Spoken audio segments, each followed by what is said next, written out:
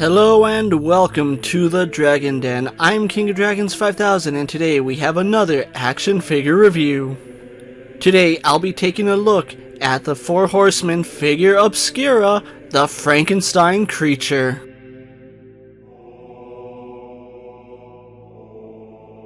Getting Frankenstein's creature out of the packaging, I'm really happy with what the Four Horsemen have done here. To my knowledge, this is the first ever figure of an in-book accurate model of Frankenstein's creature, and I'm all for it as that's my favorite book of all time. The creature has some imposing details, and there's a lot of things to love about this Frankenstein's creature.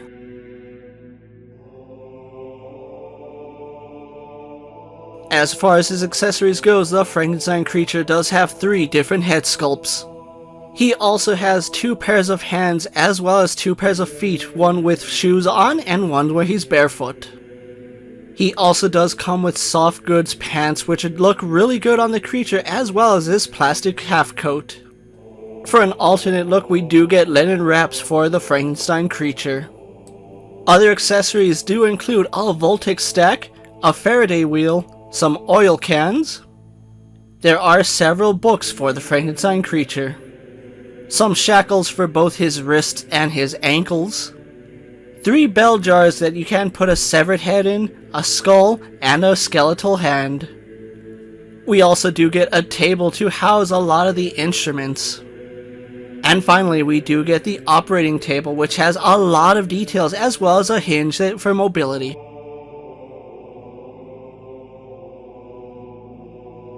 Having a look at Frankenstein's creature, the Four Horsemen have done a great job capturing the description of the creature and bringing him into action figure form. There's so many details on this creature, it's fantastic at what the Four Horsemen were able to do. Having a look at the head sculpt, and completely accurate to the book, the Frankenstein creature does have pale yellow eyes. The dark bags underneath his eyes are painted wonderfully, and we do have his stretched skin, which looks really good here.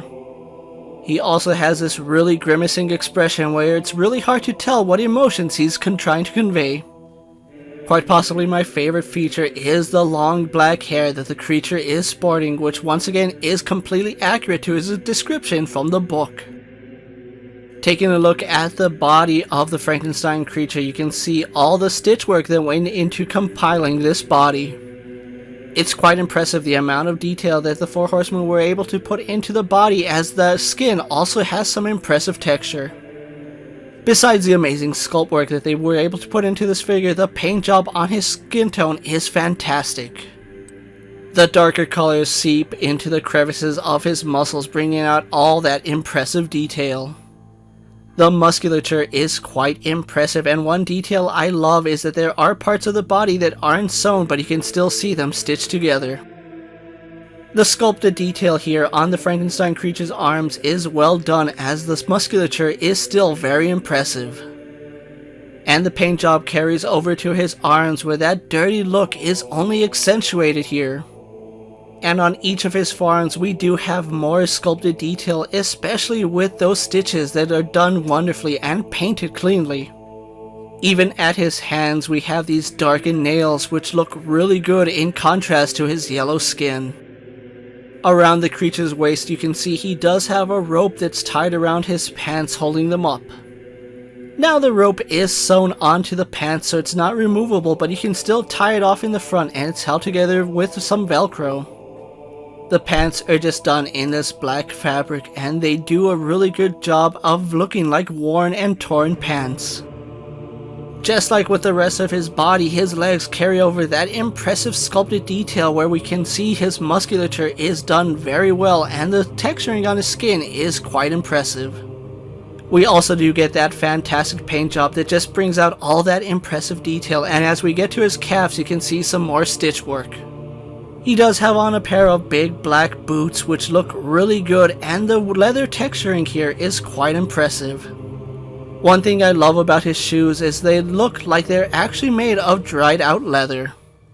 The added painted detail makes these shoes look completely worn and like they've seen a lot of travels. And finally, taking a look at his tattered coat, it's done exceptionally well, and the Four Horsemen have spared no expense making this coat look really detailed. They do give it a simulated inside fur lining, which does look really good, and the paint job on it is fantastic. Add to it, going down the front, we do have these brass buttons, as well as these leather straps that would connect the buttons together. One detail that I absolutely love is the fact that the coat has so many different textures, as it really does look like it was made from several different coats. The amount of paint and detail that went into this figure is absolutely phenomenal, and the Four Horsemen should be commended on the amount of details they put into this one figure.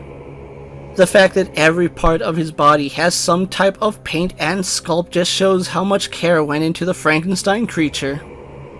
With the amazing paint and sculpted details out of the way, let's compare the Frankenstein creature to our usual suspects.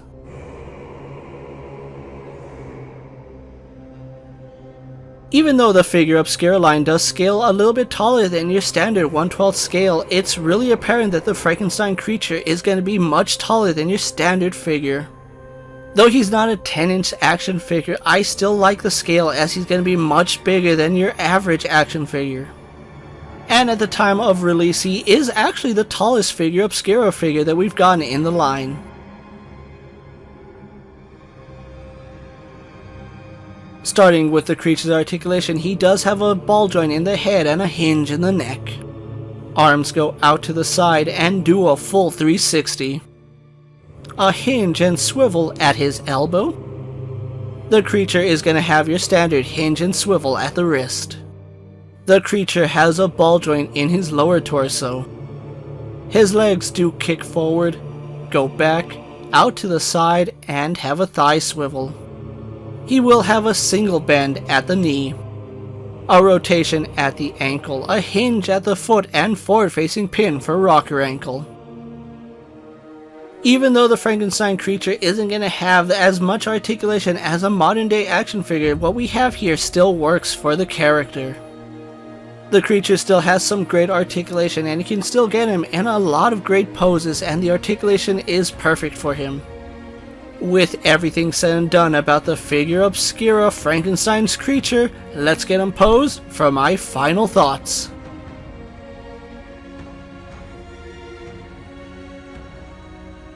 Over the past few years, it's no question that the Figura Obscura line has been one of my favorite toy lines, and the Frankenstein creature here is no exception. The amount of love and care that went into this figure, and the fact that it's very accurate to the book, is one thing I was not expecting out of the Four Horsemen Studios. The amount of details that they were able to put into the Frankenstein creature is just mind-boggling, as there's so much to look at. From his sculpted musculature that have all this impressive paint job to the stitch work, it's really eye-catching, and I really love this figure. With Mary Shelley's novel being one of my favorite books of all time, it's really good that we finally get this figure in hand. And I love the fact that we do get different options to display the Frankenstein creature, as we can have him with the pants, the jacket, or we can have him just coming off the operating table. Add to it all the bells and whistles that he comes with, from the Voltic stack, the bell jars. It looks really good, and the operating table is a really nice display piece. There's just so much detail that went into this figure and his accessories. It's really hard for me to find any negatives about him. The articulation might be a point of contention to a lot of people, but the Figura Obscura line has been in line with the Mythic Legions line, so it's not surprising that we only get single joints in his elbows and knees. But he does have the new and improved hinge ball joint in the head, so it is showing that they are updating this figure line.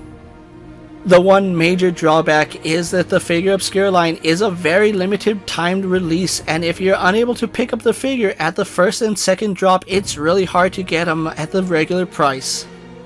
And if we continue to get impressive figures like the Frankenstein creature here, I have no doubt that I'll love the very next figure in this lineup.